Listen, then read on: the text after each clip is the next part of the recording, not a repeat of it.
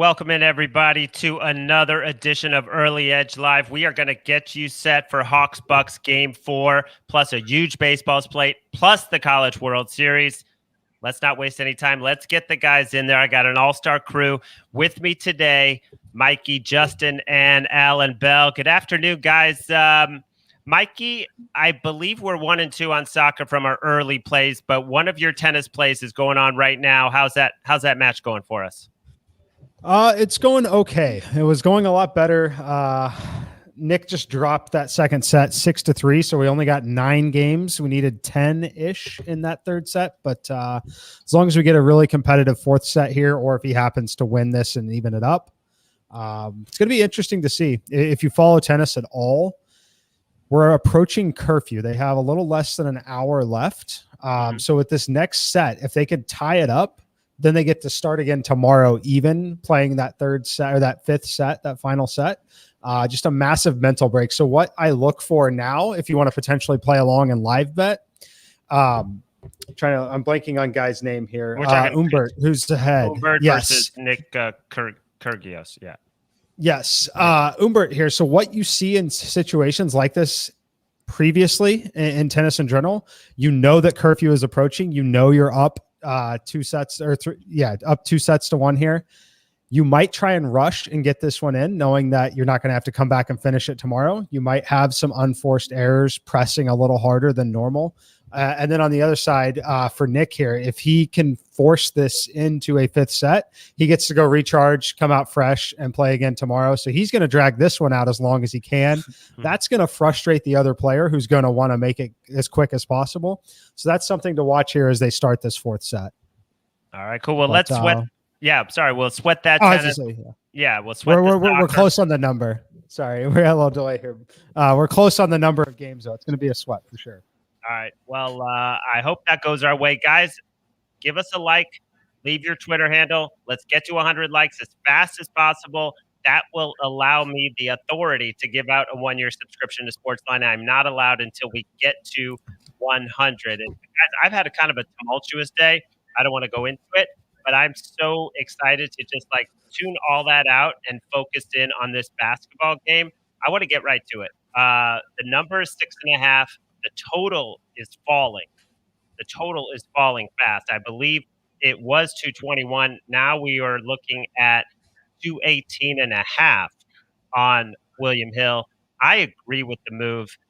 I'm not going to bet the side given I'm already invested in the Hawks getting to 2 wins. But I would look at the under, and specifically the Hawks team total under. Justin, let's start with you. Thoughts on the game side or total? Yeah, I mean, I think for me, in terms of where I'm at, I'm taking a small bet on the Hawks with the spread tonight. I think this is going to be a tough game for the Bucks to close out. And even if Trae Young is a little hampered, I think he's going to be able to make somewhat of a difference and keep the Hawks within 6.5 points tonight. Okay. AB, how about you? Yeah, here's the thing. You take a look at the Bucks. Every time I feel that I've got a handle on them, I lose it, right? I can't get consistency and a feel on how to bet them, but I do think that they win the game tonight. So I'm not making any plays on it whatsoever. If I were to, I would go with the Bucks money line, find a way to parlay that with something else, dissipate some of that juice. And you look at the Bucks, they're 3-0 straight up and against the spread when leading in a playoff series this year. And in fact, their last 13 when leading in a playoff series, they've covered 10 of them. And what the big story for me is the Bucks are averaging 114 points per game the last 5. The Hawks are 102 points. I think the Bucks are just overall better, but that's a large number. If I were doing anything, I'd play money line. We've got Zach's pick up on the site, which he gave out today on the morning show. He is laying the points with the Bucks 6.5. Does seem like they have turned the series, and Trae being hurt. Mikey, where are you going? Side or total? If I had to play something here, I'm actually going to be playing the over at the current number. Might be a little surprising to some, but I do lean a little bit towards the over. Again, very big contrast to basically being on the under in every NBA playoff game. But this is one series that I do respect the ability of the Hawks, especially last time here on their home floor, right? I think that Bogdanovich and Kevin Huerter are both going to step up if Trae is limited, if Trae's forced to facilitate more than score. I like the 3-point shooting ability. I think that this one gets to the over here at this point. One of those situations, I think we actually saw it in game 1 of this series, right? Where the market moved down and it actually basically finished right where the market opened. I think a similar story here. I think the market had it right when it opened, and we've just seen this trend that we're all kind of reacting and wanting to bet the under. We've seen some of that data, but I personally believe that the market was correct where it opened. So I think there's a little meat left on the bone here on the over at that 218 and a half number. Well, I could tell you that, Bogey went 3 of 16 last game. But if you look at the shots, especially even the fourth quarter, even when Trae was hurt, they missed wide open looks. And Nate McMillan basically said he's going to play. He's going to get the same looks, and I'm confident he's going to make them. I'm not as confident as Nate McMillan is, but they were some very good looks. They did beat the Bucks one time this year with Trae not in the lineup. I think it's a different scenario this time. I would love to know, Brian Martin, one of our viewers, where he got Hawks +8. I like that. I like that a lot when the market's at 6.5. But I kind of got to go against you, Mikey, at least in terms of the Hawks scoring. I think they're going to slow it down. They've been talking about they took too many quick shots that enabled the Bucks to get out. They're going to try to work the ball around. They're going to try and be patient. They were not able to generate any fast break points anyway after the first couple minutes of the game. And I don't know. They've had these open shots. They're not really making them anymore. If Bogey was healthy, yeah, I'd love it to go over, but just don't have any faith that the guy's shooting 25% in the series. Let's get to the props. Let's look at the Bucks and look at the starting 5, and let's look at their point props. And thanks, Johnny, for throwing those up right on cue. You got it. Drew Holiday, Middleton at 23.5, Tucker 4.5, Giannis 32.5, Lopez 10.5. I will say this, and then I'm going to open it up to you guys. Lopez was -17 in a game they won by 11. Bobby Portis was +17. Bobby Portis has gone over. He's averaging over 17 points, rebounds, and assists. His number is 13.5. I think he gets maybe 20 minutes tonight because of how well he is playing. That's one thing that I would look at. What jumps out to you guys? I'm going to start up top with Justin, looking at these Bucks props. Yeah, I really like the Drew Holiday prop tonight. I would take him to go over if I had to choose one. I think that he has been a little bit, disrespected here in terms of like what this number is. I think that being guarded by a potentially injured Trae Young is only going to make it easier to get him to the basket for easy layups. Excuse me. Or to get like easy jumpers. I think he's going to be pretty productive tonight. That's the way I would go if I had to attack a point prop. Okay. AB, what about you? What jumped out? I 1,000% agree with Justin on this one. Drew Holiday is the play. There's nothing further that I can add. He nailed it. Yep, Drew Holiday all day. I would just want to look up, I believe he's gone over this 2 of the 3 games so far. Mikey, what jumps out at you from these Bucks props? Well, what jumps out really is Portis hasn't been getting an increase in minutes like maybe he probably should be. But as far as these ones here, I think that they're right on with Holiday. I could see it being an over on Middleton and a under on Giannis here. I think that Middleton's going to have the shots. He's going to continue to take them, especially after that performance in the most recent game.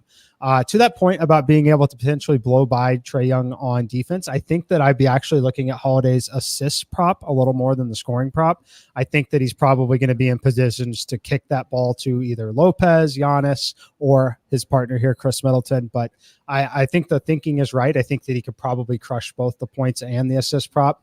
But if you think he's going to get by him relatively easy, I do still think he's going to look to dish quite a bit, as the defense is going to have to overhelp in a way that they're not necessarily used to with Trae Young out there not being at full strength. So for me, it's going to be Middleton at that number, just because that's a number that Middleton can achieve in one quarter. We've basically seen it before. So that's where I'll be.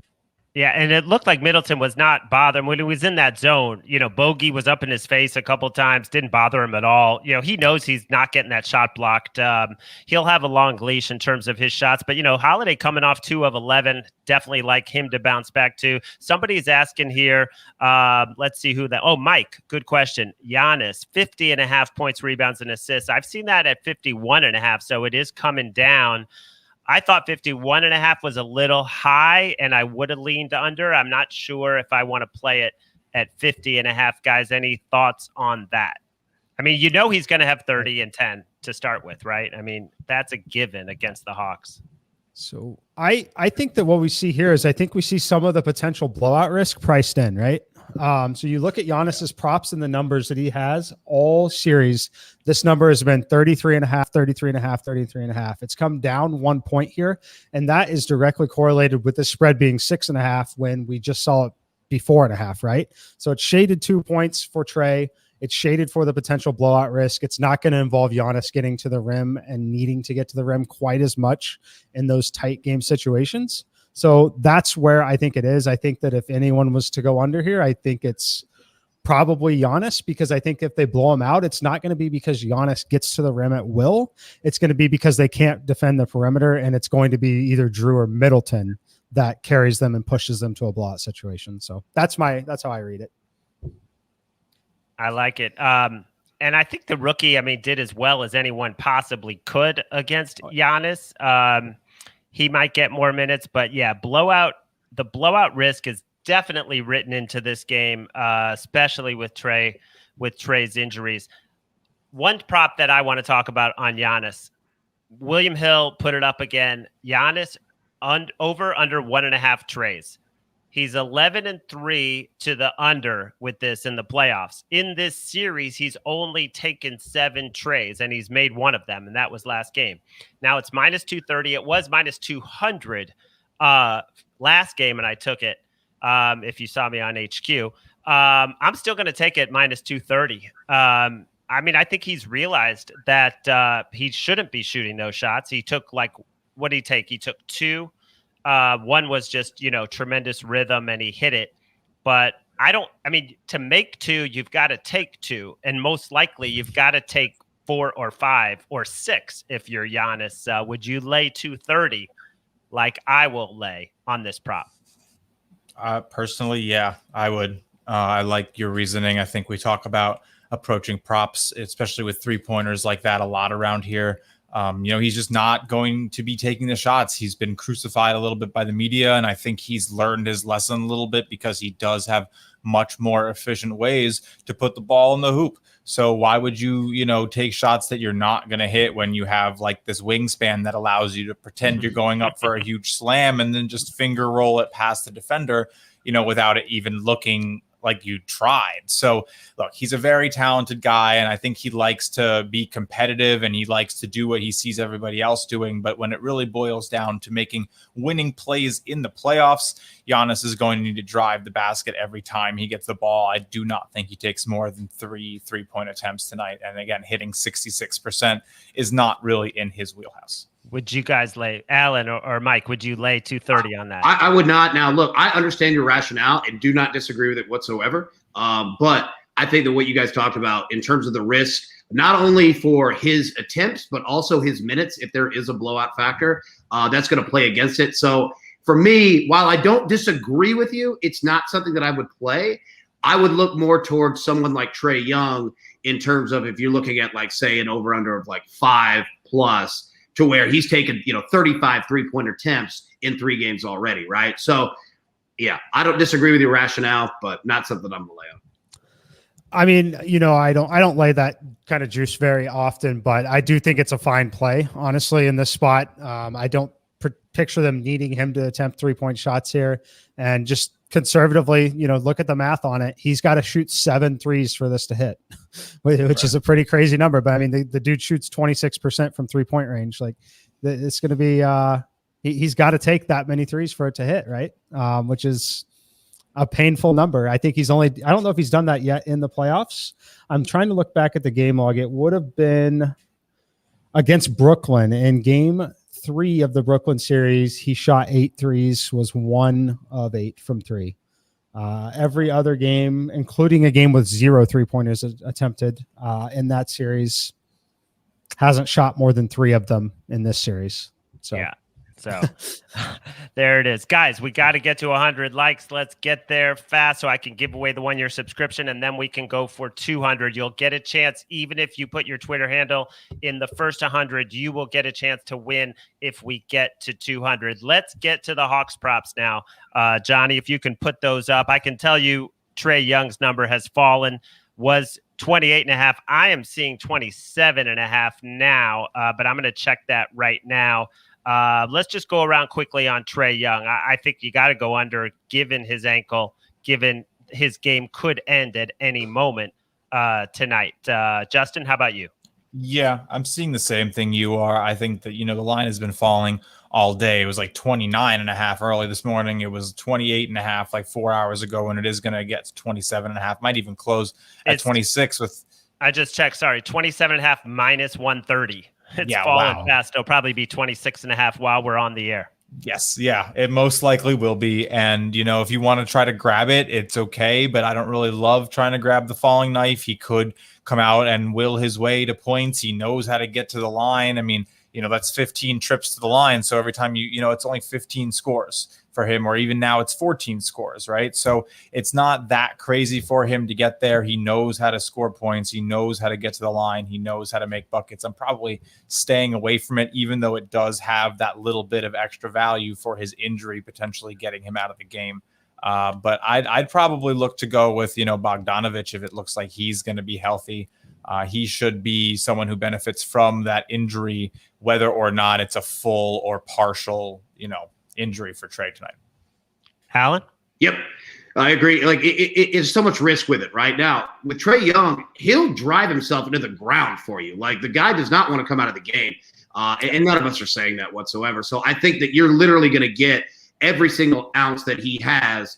And if he has to come out of the game, I mean, the guy's just toast. But yeah, I mean, there's a lot of risk there with it. However, I also think that there is opportunity if this number does continue to fall, because if you do end up getting a full game out of him, which again, people might expect, people might not, but if you do end up getting that, you could get some really, really attractive numbers in terms of points, in terms of 3-pointers made, things like that. So, I mean, understand you've got a big risk going into it, but yeah, I mean, I would wait literally till close to tip, see how low those numbers get, and understand that you're just taking a little bit of a shot here. There's some risk, but it might pay off for you.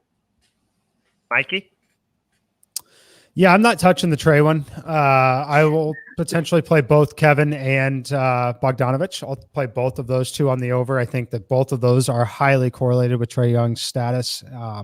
I think that if Trae Young really, really, really is banged up to the point where he's not himself at all, Kevin Huerter is going to have to look to score a lot more than he has recently. He's done a great job rebounding the basketball and facilitating a bit, but he's going to play, he played 37 minutes in the last game. Bogdanovic crept his way up to 35. They're going to need that out of both of these two guys again. That was all with Gallinari playing really well. If Gallinari's not playing super well, these guys might play 40 minutes, right? It's just going to depend on what they're going to get in that stint from Gallinari. So I like both of them over. I'll probably play both Huerter and Bogdanovic over on the 12.5 numbers, as I have them both at 13.4 and 13.7 currently in the simulations. So. And those guys are going to have to produce if the Hawks are going to be close. And Capella's had a bad series. I've been seeing a lot of people want to go under on him. Just doesn't seem to be the prime matchup that he had in the previous round. Any thoughts on Capella? The number down to 10.5 now. I think it's a tough one to take. You're probably just better off just sort of sitting it out. I mean, yeah, you could try to roll with the under and keep the trend going, but he also could be, again, more involved if there are, points to soak up from Trae Young not being 100%. So again, I'm probably staying away from trying to play a Hawks under on points tonight besides Trae.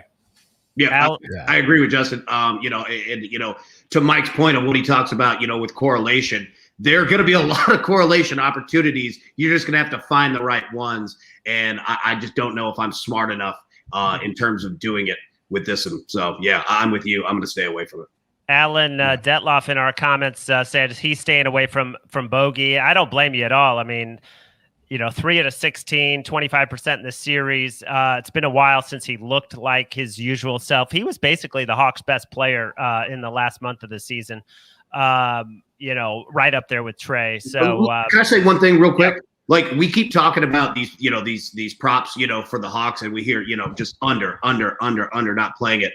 I mean, talking about correlation in terms of the game, somebody's going to have to score or the Bucks are going to win by 60, right? Like, someone is going to have a big game, and we don't really feel that many of them at all. There's no point with that, but I'm just interested to see where these points and numbers do fall, because somebody's going to have to do it, or the Bucks are just riding, all the way through. Well, I'm on William Hill, and I don't see Lewis Williams listed. They're going to need. Obviously, they're going to need something from him if Trey is not right. And even if he is right, one of their best lineups has been both him and Trey on the floor, because there's nobody else who can really create. Yep. That's a really telling sign that there's no props available for him. Lou Williams is someone that, along with Kevin Huerter and Bogdanovich, I'm featuring heavily in daily fantasy tonight. I love all three of them. Basically completely off Trae Young, completely on the other two. I will mention that I don't think it helps Capella. So for Clint Capella to get there on points, I want Trae Young healthy, because I want Trae Young penetrating, drawing the double, getting the dish. And I also want Trae Young taking floaters that have easy stick back opportunities. What I don't necessarily want is an unhealthy Trae Young with Bogdanovich and Kevin Huerter combining to shoot 23 pointers with longer rebounds that aren't going to be necessarily like putback opportunities for him. So I'm completely off Capella, completely off Trae Young, and I'm going to be focused on Kevin Huerter, Bogdanovich, and then potentially Lou Williams here. If not, it'll be Lou Williams at the bottom of the daily fantasy lineups. Obviously the price is factored in on that. Brian Southern, thank you for your question on Pat Connaughton. That's a real sore point for me, because I went on HQ and recommended him over 6.5 points. The guy played 32 minutes off the bench and ended up with 5 points and only took 3 shots. He was plus 25. I mean, he did a lot of things right. He got 8 rebounds. I wish I had taken his rebounds. Any thoughts on Connaughton tonight? I mean, basically the sixth man, the guy that Bud trusts the most. Yeah.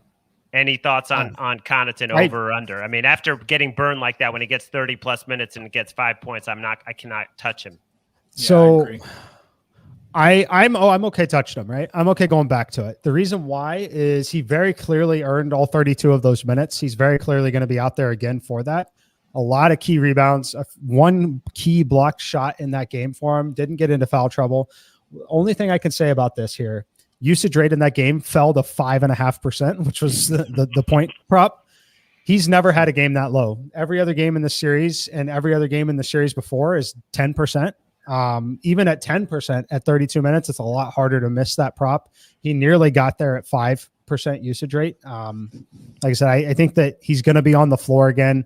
If we think it turns into a blowout, he's still going to man those minutes and have a little more opportunity. So I think he's going to be there. You're getting 6.5 on points, 4.5 on rebounds. Do you prefer either one of those, or would you want to pair those? I would want to pair them personally. Because the reason he's the way he's playing and how aggressive he's playing, that's the reason why he's in the ball game for them. He does some of the things that Brent Forbes frankly can't do. Which is why Boo trusts him, why he's out there playing. So I would rather combine them and take advantage of all 32 of those minutes that he's got. Great stuff, guys. While I give away the winner of the 1-year sub, I want you guys to go back into your memories and see were there any plays there that we are making official plays for the Early Edge live stream. Had a lot of good opinions, but I want to know if anything rises to the level of an official play. Yeah.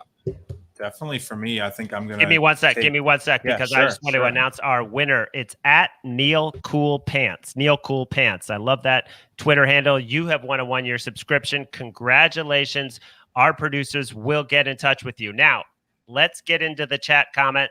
You can leave your Twitter handle and tell us whether you think Just say Bucks or Hawks. Who's covering tonight? Bucks or Hawks. And that will make you eligible to win the next 1-year subscription, but we've got to get to 200. That's the requirement. The bosses say, I cannot give away another unless we get to 200. Okay, Justin, official prop play. Let's hear it. So my official prop play is going to be that Drew Holiday. I'm going to take him over 19.5. I think he's going to get back to it. He had a low scoring production night in the last game. I think he's going to bounce back. I think he's going to get more points. And I think we're going to see, him lead the charge a little bit on the offensive passing and scoring game. And somebody asked, would you pair that? Because actually it's over 18.5 minus 130 right now on William Hill. So it's gone down. Somebody asked, would you pair that with Bucks money line and take away some juice there? Yeah, I like that. I do think that they're going to win. I do think that, it's going to be a close game, but I think the Bucks are going to pull this one out. It just might be like by 1 or 2 points, and it might be closer than we all expect. But yeah, if you want to get some of that juice off of either of those lines, you can take them together because they are correlated plays, in my opinion. Okay, so we got to play, let's call it over 18.5 at minus 130. AB, any official plays for you from the prop side? AB looks frozen to me. Stone cold. He's just having a great time, honestly. He's relaxed. And Mikey, how about you? Anything you're going with officially for the show?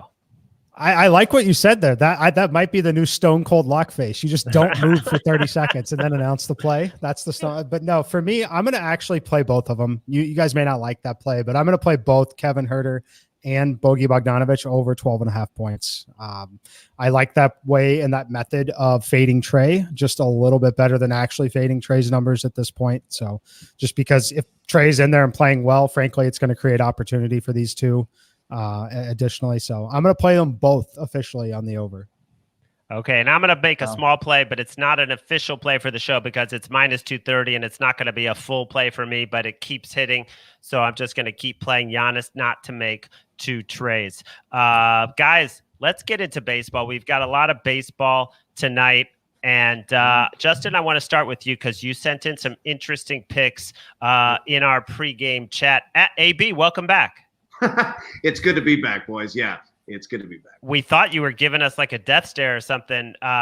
What is your lock, or do you have any official prop plays for the show, or just the leans you gave out? Yeah, none for me. Okay, I don't disagree with you guys, but yeah, no official plays for me.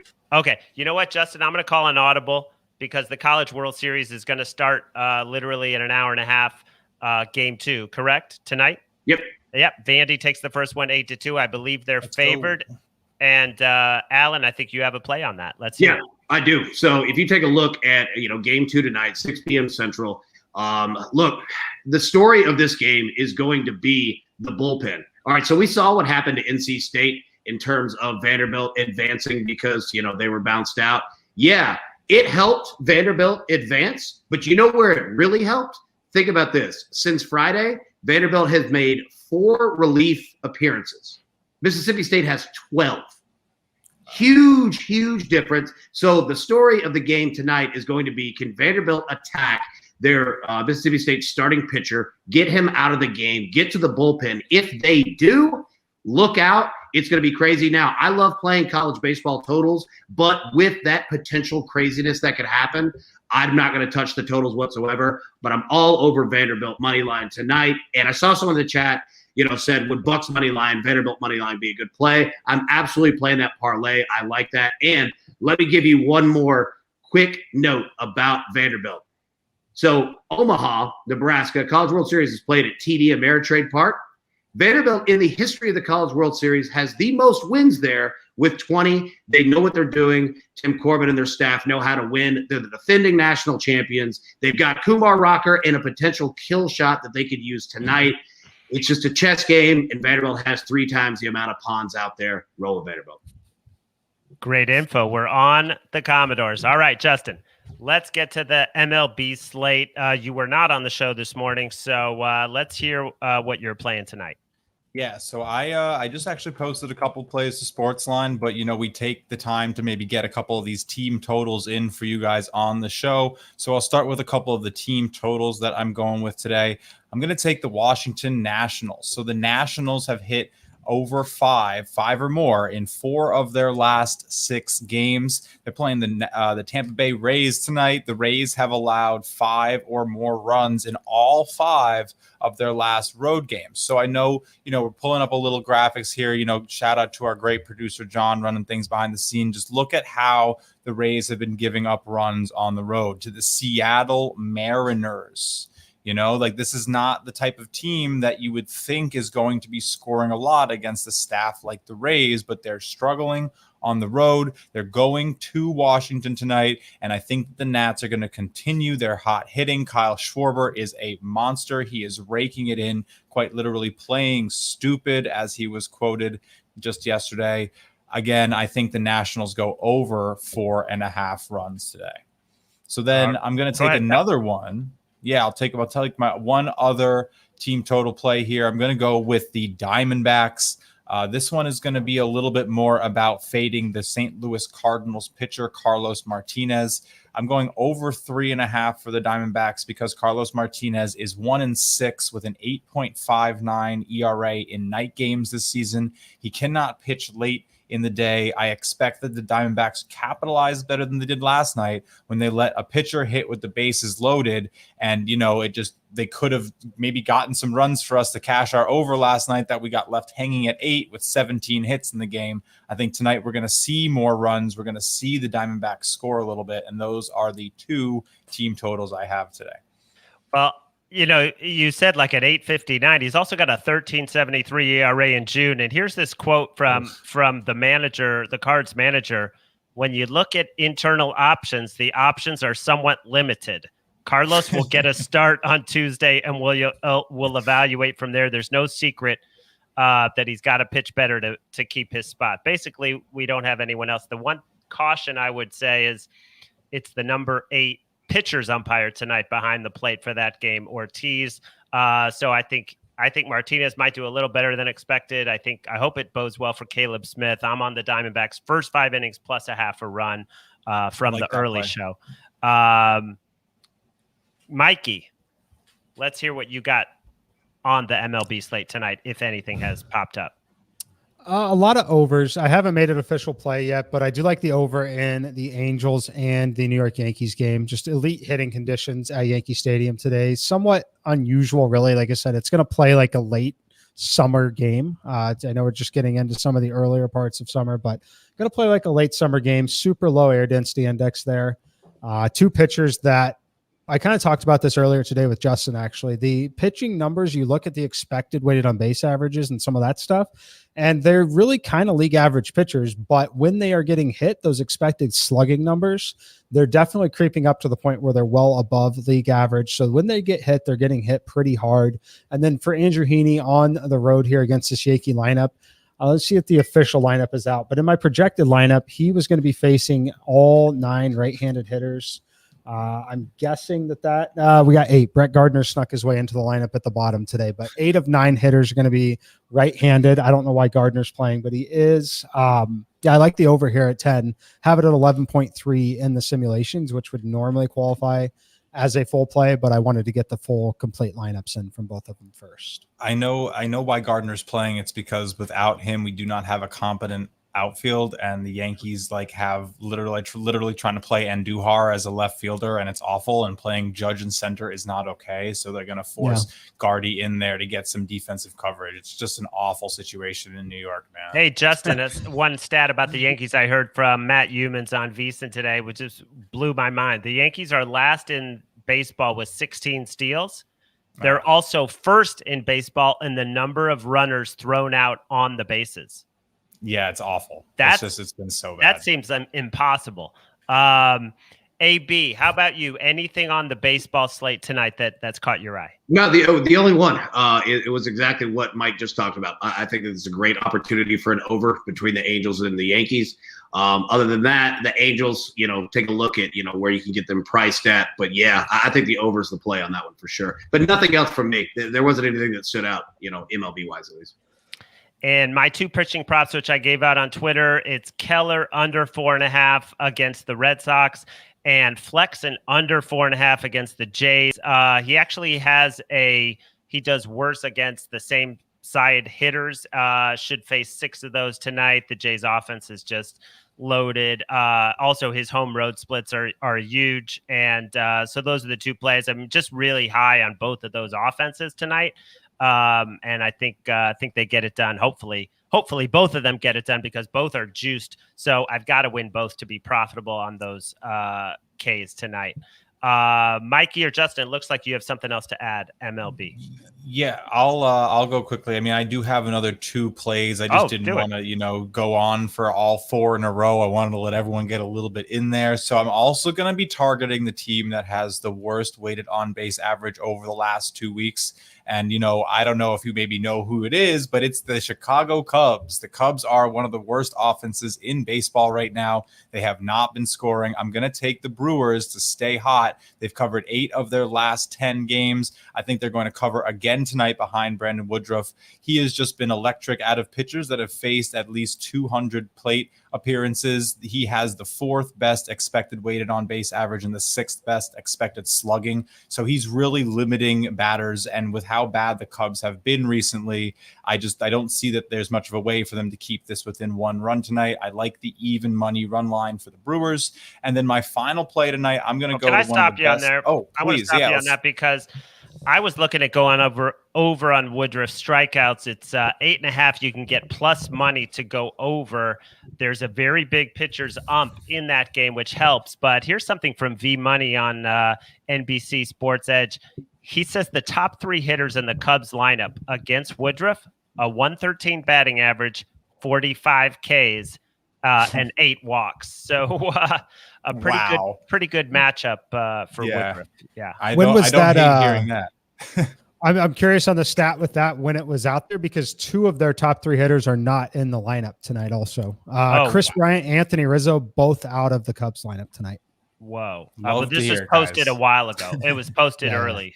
This is music to my ears. This is music to my ears, though, I gotta say. So yeah, I love this play. You're getting the run line and even money for a team that's hot, against the team in the Cubs that has been losing, that is benching guys tonight.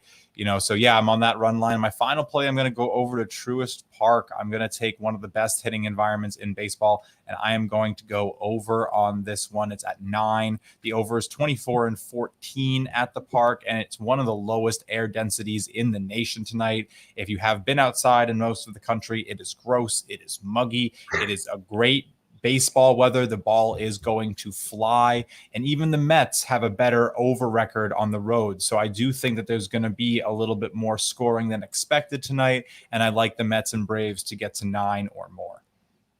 I like it, guys, and I think there's a lot of dogs worth looking at on this card tonight. You got the Reds as a big dog with Blake Snell with the worst home road split. I believe they've lost. Snell was scratched.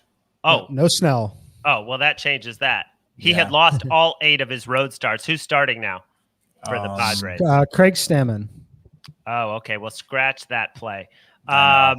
But I think there's some other dogs, like the Diamondbacks, maybe the Mets, that are worth looking at. Guys, I have to run out and get ready for HQ. Let's get to 200 likes. Let's pump it up. Get to 200 likes. We'll give out another free 1-year subscription to SportsLine. At this point, I'm turning it over to Allan Bell. And I'll tell Justin and Mikey 2 simple words. Go Hawks. Oh, man. Buy out. Take care, guys. Thanks. See you, guys. See you. All right, so let's take a look back. Let's go right back to the game tonight, what everybody's paying attention to. We got the Bucks, we've got the Hawks, line 6.5 sitting there. Now, my question to you is this: let's say in a scenario where the Bucks win and cover. Okay, let's just go with that. Say Bucks win by 8. All right.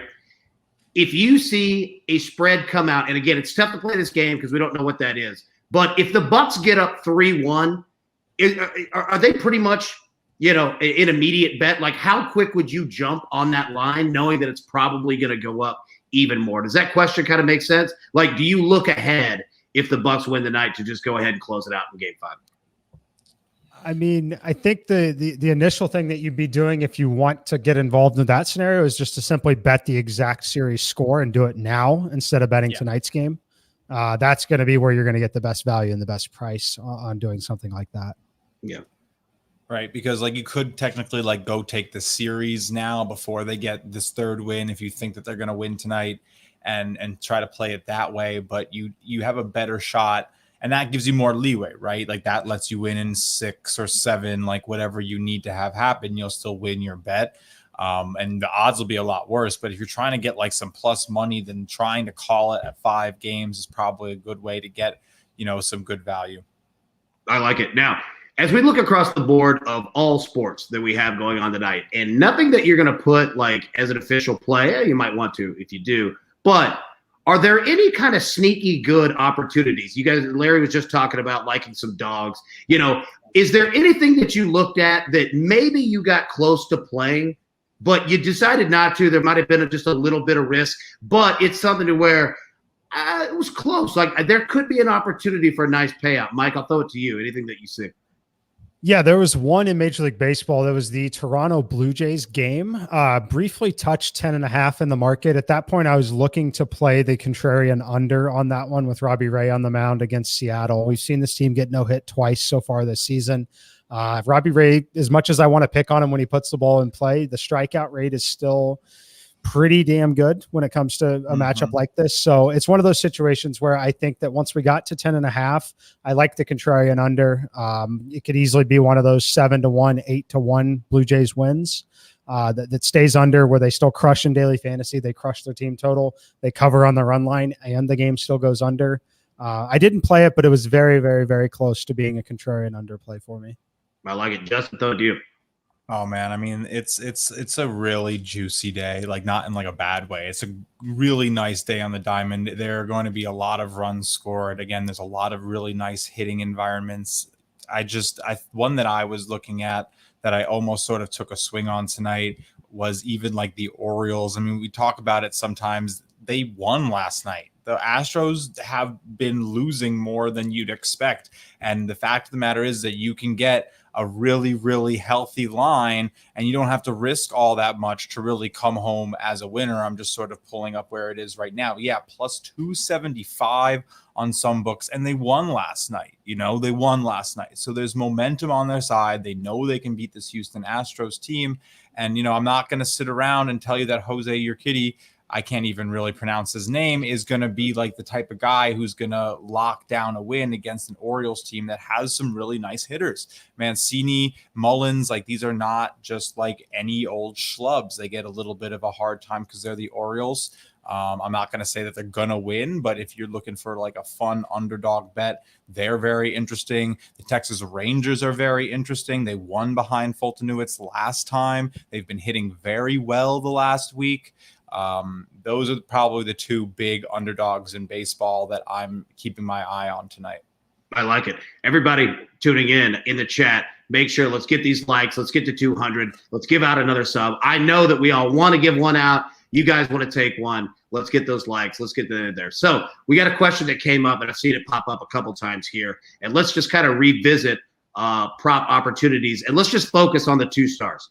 Trae Young, Giannis. Let's start with Trae Young. There's some injury potential risk here. I think the last that we saw was 28.5. And it was, looking to, to drop even more. Justin, I'll start with you. Thoughts on that? Thoughts on, does Trae Young finish this game? What do you think? Yeah, I mean, if you're asking on the blanket statement, does he finish the game? I'll take the yes on that prop if you can find it. I don't know if books are giving that one out particularly. But no, I do think he's going to give it everything he can. I think he knows that he doesn't want his back against the wall. This is a very, very important game. So yeah, I'm going to say he finishes the game, but I don't know if he's going to be scoring enough. I don't know if he's going to have that bounce in his step, that little bit of quickness that is so important. Getting that extra step in basketball is everything. Getting your shoulders ahead of the other guy's shoulders in order to get to the bucket, unless you're going to get fouled. Like that's everything about driving to the hoop. So, that little extra bit of quickness from, getting hurt just a bit might make all the difference. So yeah, I definitely lean under on those Trae props, but like Mike said, and like I've said, I think we're leaning towards playing overs on the correlated players from his sort of withdrawal from the offensive scene, looking at Bogey Bogdanovic, looking at Kevin Huerter to take a little bit more of the shooting load and maybe cash their over props rather than banking on a Trae under. Nice. Mike, throw it to you. Yeah, basically what Justin said there. I'm not touching the Trae Young prop. I do think that he's obviously going to play in this game. I think they're going to try. I think that, in the last game, there was about a 2-minute stretch where he was definitely hurting that team by being on the floor. I just don't think that they're going to be able to take him off the floor. It's going to be really tough to do that. So look for Kevin Huerter to be a lot more aggressive. Look for Bogdanovic to continue to be aggressive and hopefully some shots to start falling for him. I think it's a great spot for both. I actually put my name officially on both overs, 12.5 points for Kevin Huerter, 12.5 points for Bogey Bogdanovic. And if you want to go ahead and play the under on Trae, I think it's fine. I do think that there's still a scenario that he scratches and claws his way to get there. And it's going to be really close on that number. Do I think we're going to see the 50-point game from Trae? Absolutely not. But there unfortunately is a scenario that he gets there. And frankly, he needs to be out there and needs to get a little bit to get these Huerter and Bogdanovic numbers there to where they still have to respect Trae and give him enough attention. So I think he can easily get, he can approach that number. It's not a lock as much as we all want to think that it is. Because, we've seen it many times, even though he's not shooting a ton of threes all the time, he could still sit there and hit the three. If he's not going to penetrate and get to the basket, he can still shoot a three with someone in his face relatively easily. So I like the under. The model says there's only about a 0.5 point edge on the under at this number. And there's about 2 points, 1.7 to 2 points on Huerter and Bogdanovic towards the over. Nice. Now we got a question, actually 2 of them in the chat, Chris Earnhardt and Eric Chain. They both discussed. Any thoughts, Bucks first quarter, Bucks first half? We'll go with Chris Earnhardt's question. Bucks first half, -3.5. Any thoughts here on that, on the other side? What do you think that we see out of a first quarter, out of a first half opportunity? I like it, honestly. I think I like first quarter a little more than I like first half. I think the half is looked at a little bit more in a concrete way, in the sense of like, okay, we're going into the locker room for the half. We need to try to charge back and get what we can before the break, while the first quarter might be a little bit easier for the Bucks to have a bigger lead, at the start. I would take the Bucks to come out hot. And then, this narrative that we have been seeing throughout the playoffs of, the underdog team sort of clawing back over the rest of the game. So, I think the Hawks figure it out over time, but the Bucks could definitely come out and be up early, especially in the first quarter. I like that bet. Mike, any thoughts? Not a lot of thoughts on it. I think that what we're likely to see is Trae might be fine and might be, everything might be numbed just enough for him to go out there and play well at the start of the game.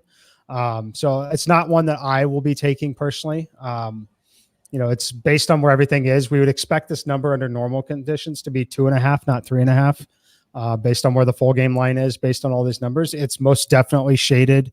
I guess I see someone saying Bucks -1.5. So I guess their question, that's first half, 3.5. Yeah, it's still shaded just a touch depending on where you're getting it. But overall, I'm not going to take it. I think that Trae might be fine early in the game. I think it's going to be that stopping of play during halftime. I think that's where some of his impact is going to really be pronounced. Nice. Now, I'm going to say this for everybody in the chat. Look, we are trying to give out a free sub. So what we're going to do, we're going to have some fun with it. This is exactly what. Put your Twitter handle into the chat, and all you have to do is write who your pick is going to be with the spread tonight. All right? You rolling with Bucks, rolling with Hawks. That's all you have to write, Bucks, Hawks. Put your Twitter handle in there, and we're going to throw somebody a free sub. Now, let's kick it back to our picks on this game. Justin, go to you first. What are you writing? Anything? I know that we just talked about props, et cetera, but just about the game, where are you at? Yeah, no, I think my only like actual pick that I'm putting as my official play from this game is going to be that Drew Holiday prop on the 19.5 line. Actually, I think it fell to 18.5. So we're going to get it at 18.5 here, -130. I really like that play. I do think he gets to 19 points the night after the dud in the last game.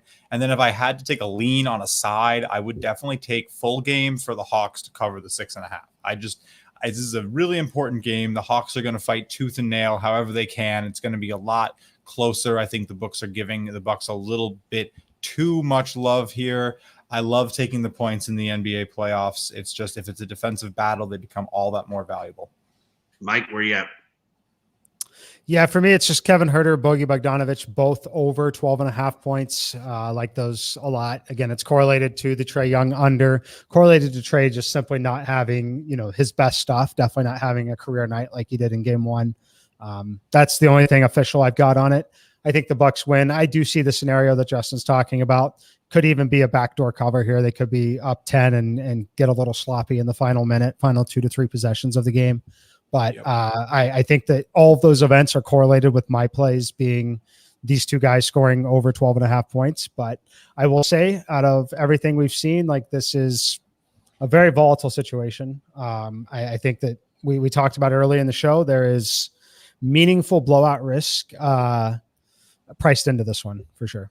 Now, good news. We have a winner for our Hawks Bucks competition we just had right there. XO Greeny, congratulations. Welcome to the SportsLine team. Our producers will get with you.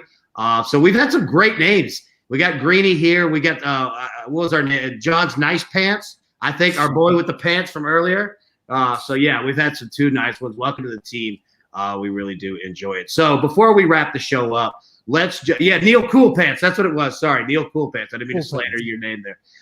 Before we wrap the show up, let's just take a nice recap here so that everybody kind of understands what we're on tonight. Mike, I'm going to throw it over to you first. What are your plays? What are you going with? Yeah, it's just those same two plays for me. Bogdanovic and Kevin Huerter over 12.5. Leans would be the New York Yankees over game, and then the under in the Blue Jays. But the only two official for me are Bogdanovic, Kevin Huerter over 12.5 points, and I'll be featuring them heavily in the DFS stuff on SportsLine. Beautiful. Justin? Yeah, so take a sip of water because I got to talk through all five. I got one, like I just said, on the NBA game with Jrue Holiday's over 18.5, but then I got 4 on the MLB tonight. 2 of them are on the SportsLine site right now. That's going to be the Brewers -1.5 at even money, backing Brandon Woodruff to get it done against the Cubs, who have the worst WOBA in the league over the last 2 weeks. And then I'm going to take the over at Truist Park with the Mets and the Braves. I think the Braves are going to have a pretty nice time with Tyler McGill, who they faced for his first career outing at City, and now he has to face them at the hitting environment that is Truist. This is a great over park, great weather tonight to hit there. I think the Braves probably win that one. That's my lean on it, but I do think runs are scored. And then the final 2 are going to be team totals, both of them going over. I'd like the Nationals to go over 4.5. They've just been really hitting this number, and the Tampa Bay Rays have been allowing a lot of runs. We saw that graphic earlier. And then the final one is going to be preying on Carlos Martinez of the Cardinals. He has been god awful in the night games. He's 1-6 with an 8.59 ERA in late games. He should allow the Diamondbacks to get 3.5 or more runs, which is where their team total line is at the moment. So those are my 5. Should be fun. Beautiful. And my only play is Vanderbilt money line. You look at, this is really going to be a game, a story of bullpens. If Vanderbilt can get Mississippi State's starting pitcher out early, if they could just get on base, get some hits. We saw in the first inning last night, it all started with a leadoff walk, right? And then we saw 2 batters that were hit by pitch. So they had bases loaded, didn't have a hit, right? So I think Vanderbilt comes out loose. I think that they understand how to win these big games. They're the defending national champion. And if you look, what we talked about in terms of bullpen rest, since Friday, Vanderbilt has only had 4 relief, appearances. Mississippi State has had 12. Now, Mississippi State's bullpen looked good last night, but arms get tired. I don't think that they can replicate that. I think Vanderbilt's playing loose. I think they understand what is on the table, and they don't want to get to a game 3. I'll say this. If you're a live bettor, pay attention to that, the first, second inning, just how Vanderbilt's offense